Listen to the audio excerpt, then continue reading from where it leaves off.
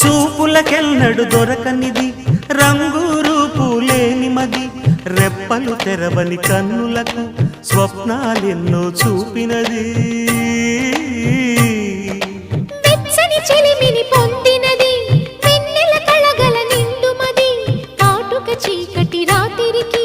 బాటను చూపే నేస్తమది చేతికి ఆదని జాబిలిలా కాంతులు పంచే